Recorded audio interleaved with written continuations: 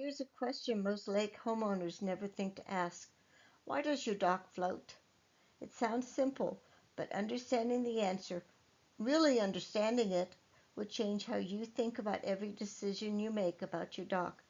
The right number of floats, how much weight it can handle, why some docks sit high and dry and others feel like they're barely above the waterline.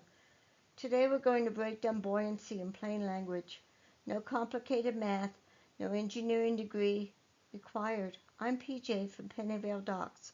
Let's get into it. Buoyancy is the upward push that water gives to anything sitting in it. Think about the last time you tried to push a beach ball underwater. The harder you push down, the harder the water pushed back up. That upward push is buoyancy. Water pushes up on everything submerged in it, your dock, your boat, even you when you're swimming. The question is, how strong is that upward push? Here's the key number you need to remember.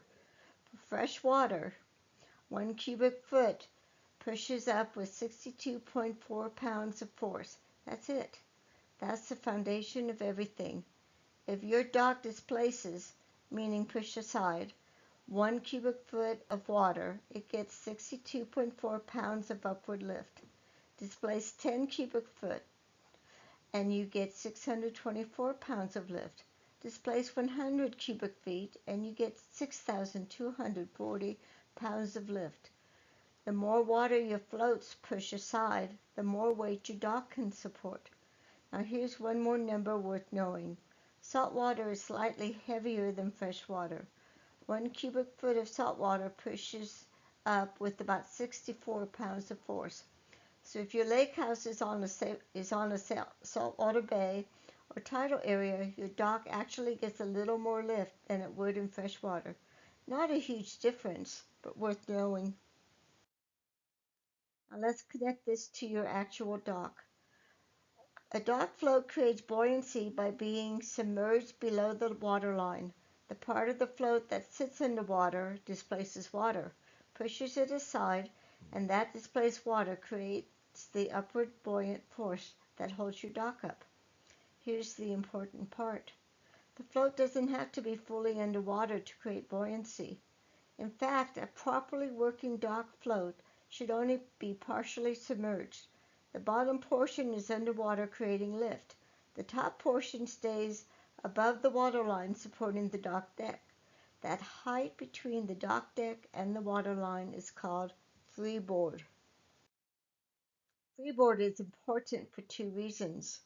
First, it keeps water off your dock deck during normal wave action.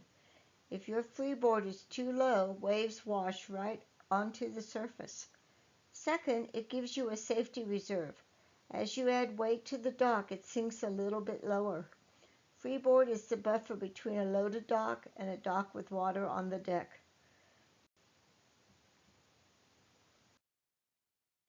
Not all dock floats sit the same way in the water, and this matters more than most people realize. Let's look at the three main types. Air-filled floats are hollow inside. Because air is extremely light, almost weightless, the float itself is very light. A light float sitting in water rides high. Air-filled floats tend to have good freeboard and sit noticeably above the water line when unloaded. The trade-off is stability. A float that rides high can feel bouncier in wave action. A crack or a puncture lets water in and that float starts to lose its buoyancy. Concrete floats are the heaviest option. Concrete is dense. Even though the float is engineered to be buoyant, the mass of the concrete means these floats sit lower in the water than plastic floats of comparable buoyancy rating.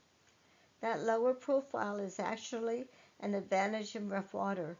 Less float above the waterline means less surface for waves to push against. The mass resists being thrown around by wave action.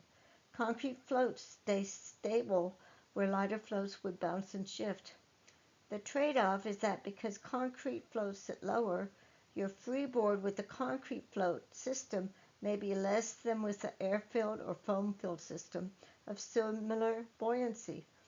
This is something to factor into your design, especially if you have frequent wave action that could wash onto a low freeboard deck.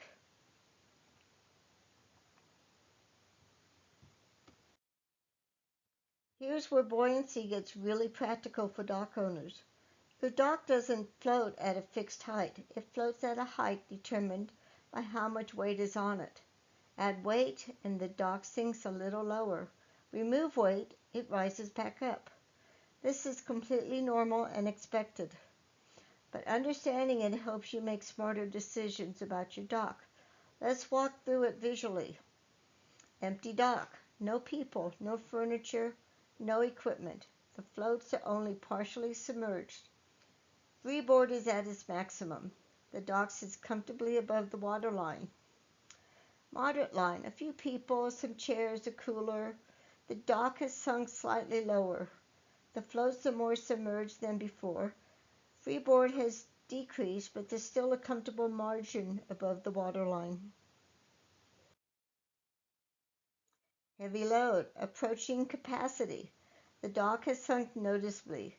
Freeboard is minimal. Small waves are starting to wash onto the deck surface. The dock feels less stable underfoot. Overloaded. The dock is sitting too low. Water is on the deck. The system is wobbling. Structural stress is building in the frame and connections. This progression is why load rating matters so much. You're not just calculating whether the dock physically floats, you're calculating whether it floats at a safe and functional height under your realistic maximum load.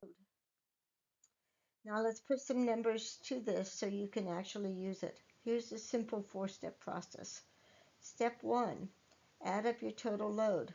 Dead load, which is the weight of the dock frame, decking, and hardware. Live load, people, furniture, equipment, and gear. And multiply that by the safety margin. 10% is 1.10, up to 25%, which is 1.25. On top of that total for dynamic forces like jumping waves and boats bumping the dock. Step 2, divide that total load by 62.4 for freshwater or 64 for saltwater. This tells you how many cubic feet of water your float needs to displace to support that load. Step 3, choose the right number of floats. Every float has a rated buoyancy. The manufacturer tells you how many pounds of lift each float provides. Divide your total load by the buoyancy rating of one float. Round that up to the next whole number. That's your minimum float count. Step 4, account for freeboard. Even if the math says 6 floats are enough to keep your dock floating, make sure 6 floats at that load still gives you adequate freeboard. A dock that's technically floating but only has an inch of freeboard is not a safe or practical dock. When in doubt, add more floats. Extra buoyancy capacity costs relatively little compared to the cost of a dock that sits too low in the water. So what have we learned? Your dock floats by displacing enough water to support its total weight, and it needs to do that at a height that leaves adequate freeboard above the waterline. Different float types sit differently in the water. Air-filled rides highest. Foam-filled sits slightly lower. Concrete floats sit lower still, but that lower profile is an advantage in rough water. As you add weight to your dock, it sinks lower. Design for your maximum realistic load, not just your average everyday load, and always add a safety margin.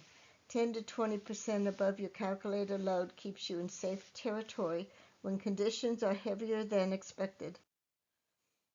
Understanding buoyancy doesn't just make you a smarter dock owner, it makes you a smarter dock buyer, because you can evaluate whether a dock system is actually sized right for your specific situation before you spend your money. Grab my free Lake Dock Starter Bundle through the link in the description and on this QR code. It includes my floating versus fixed dock guide and a full dock inspection checklist, completely free. And hit subscribe for a new video every week. See you in the next one.